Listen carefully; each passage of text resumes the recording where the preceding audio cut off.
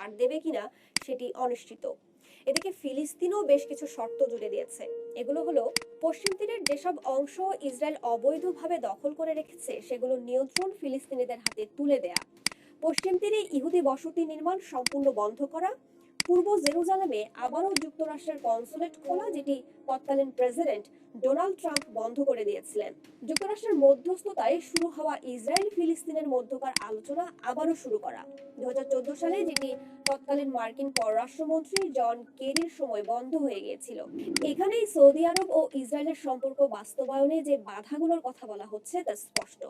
তার উপর গত শনিবার হামাস ও ইসরায়েলি বাহিনীর মধ্যে পাল্টাপাল্টি রকেট হামলা শুরু হয়। সৌদি আরব ও ইসরায়েলের মধ্যে সম্পর্ক স্থাপনে যুক্তরাষ্ট্রকে ফিলিস্তিনের দেয়া শর্তগুলো মানতে হবে।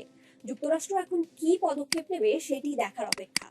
অন্যদিকে ইসরায়েলের সঙ্গে চুক্তির ক্ষেত্রে সৌদি আরব যুক্তরাষ্ট্রকে যে প্রস্তাবগুলো দিয়েছে তার মধ্যে একটি হলো, বেসামরিক উদ্দেশ্যে পারমাণবিক শক্তি ব্যবহারের উদ্দেশ্যে মার্কিন প্রযুক্তি ও কারিগরি সহায়তা চেয়েছে রিয়াদ। আন্তর্জাতিক পর্যবেক্ষকদের মতে সৌদি আরব খুব ভালো করেই জানে, চীনের সঙ্গে সম্পর্ক যতই ভালো হোক না কেন, নিরাপত্তার জন্য সৌদি আরবের পাশাপাশি আরব দেশগুলোর যুক্তরাষ্ট্রকেই প্রয়োজন।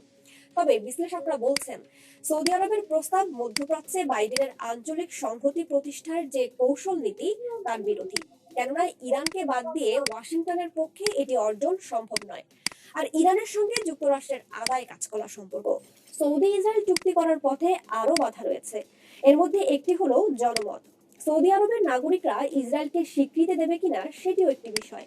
সম্প্রতি একটি জরিপে দেখা গেছে মাত্র 2% সৌদি তরুণ ইসরায়েলের সঙ্গে সৌদি আরবের সম্পর্ক স্বাভাবিকের পক্ষে, যা আসলেই অনেক কম।